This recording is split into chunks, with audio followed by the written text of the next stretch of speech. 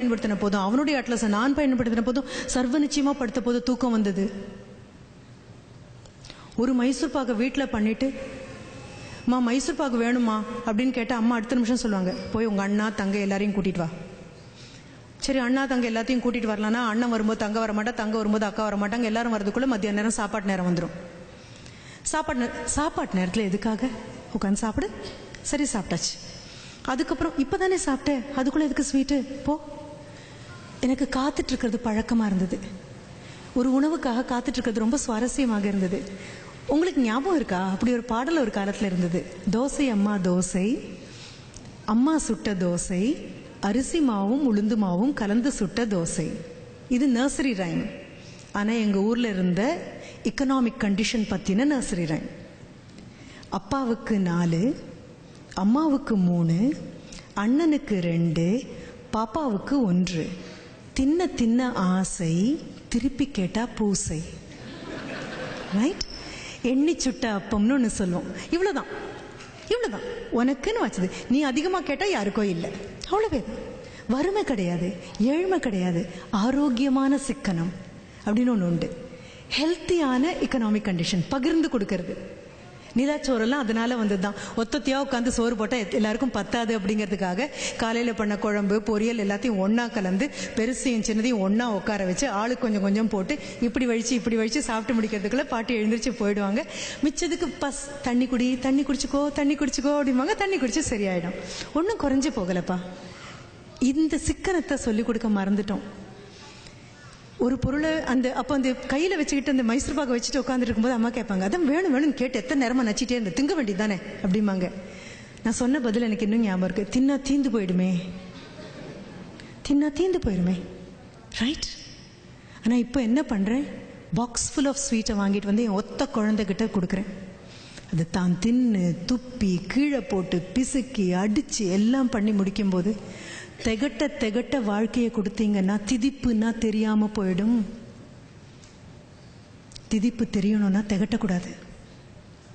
எங்கேயாவது நான் வறுமை சொல்லவே இல்லை உங்களுக்கெல்லாம். நான் என்ன சொல்றேன்னு புரியுது. புரியாத மாதிரி பாவனை வேணா பண்ணலாமே தவிர புரிஞ்சு தொலைக்குது. என்ன பண்ணலாம்? புரியுது. எங்கேயாவது ஒரு இடத்துல என்ன நான் பார்க்குறேன், எங்கள் ஊரில் பார்க்குறேன். பர்த்டே செலிப்ரேஷன் சொன்ன அடுத்த நிமிஷம் இவ்வளோ பெரிய கேக். அந்த கேக் பண்ணின நபர் அவர் குழந்தைக்கு அவ்வளோ பெரிய கேக் பண்ணி கொடுக்க முடியாது. The baker cannot fix such a big cake for his own kid. வாங்கி அந்த குழந்தைங்க சாப்பிடுன்னு நினைக்கிறேன், வழிச்சு ஒன்று முகத்தில் ஒன்று பூசிக்குது. I do not know.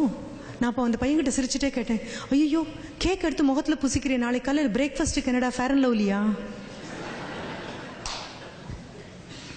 Coming back, நான் சொல்கிற விஷயம் இன்னும் நூதனமானது, இன்னும் நுணுக்கமானது. Please learn from animals what it is to parent. பேரண்டிங்னா என்னன்னு பார்த்துக்கோங்க. எங்கள் வீட்டு பூனை ரொம்ப அழகாக பேரண்டிங் பண்ணும். 4 குட்டி போட்டுட்டு முதல்ல போய் வேட்டையாடி எலியை கொண்டு வந்து கொடுக்கும். இந்த 4 குட்டியில் ஏதோ ஒன்று போய் சாப்பிடும். அதுக்கப்புறம் 2வது தடவை வேட்டைக்கு போகும், பாதி கொன்று எலியை கொண்டு வந்து கொடுக்கும். 3வது தடவை வேட்டைக்கு கூட்டிகிட்டு போகும். 4வது தடவை விட்டுட்டு வந்துடும். வளர்ந்த குழந்தையை தூக்கி இடுப்பில் வச்சுக்கிட்டு கீழே இறக்கி விட முடியாமல் செல்லோன்னு கொஞ்சறது எவ்வளவு மோசமோ அவ்வளோ மோசம். பேரண்டிங்னா எங்கே கோடு போடுறது அப்படின்னு தெரியாமல் கஷ்டமாக தான் இருக்கும். இதனுடைய எக்ஸ்டென்ஷனாக வரக்கூடியது தான் இறுக்கி என் பையனை திட்டாதீங்கன்னு சொல்லக்கூடிய அம்மாக்கள் தான் விட்டு கொடுக்க முடியாத மாமியார்களாக மாறக்கூடிய அவலம் ஏற்படும். என் பையன் சொல்ல ப்ளீஸ், பெரிய விஷயம், படித்துக்கொள்ள வேண்டிய பெரிய விஷயம், ரொம்ப பெரிய விஷயம். இல்லைன்னா விழுந்துருவோம்ப்பா. எத்தனை நாளைக்கு தான் விகடன்லேயும் குமுதத்துலேயும் கல்கையிலையும் எல்லாத்துலேயும் மாமியாரும் மருமகளும் அடிச்சுக்கிற மாதிரி ஜோக் போட்டு சிரித்து கேவலப்படுத்துவாங்க நம்மளை. அடுத்த ஒரு வரி சொல்கிறோம், எவ்வளோ பார்த்து வளர்த்த பையன் தெரியுமா, வந்து மயக்கிட்டே போயிட்டா. எல்லா ஆணும் ஒரு பெண்ணுக்கிட்ட ஏதோ ஒரு காலத்தில் மயங்கத்தானே வேணும். அது இயல்பு தானே, அதுதானே வாழ்க்கை, அதுதானே அழகு. அதுக்காகத்தானே இத்தனை நாளும் நம்ம ஆசைப்பட்டு நிற்கிறோம். அப்படித்தானே ஆகணும், அப்படித்தானே விதிக்கப்பட்டிருக்கு, அதுதானே நிமித்தம், அதுதானே சரி. தண்ணியை கூட இறுக்கி பிடிச்சிங்கன்னா ஒரு சொட்டு கூட கையில் நிற்காது.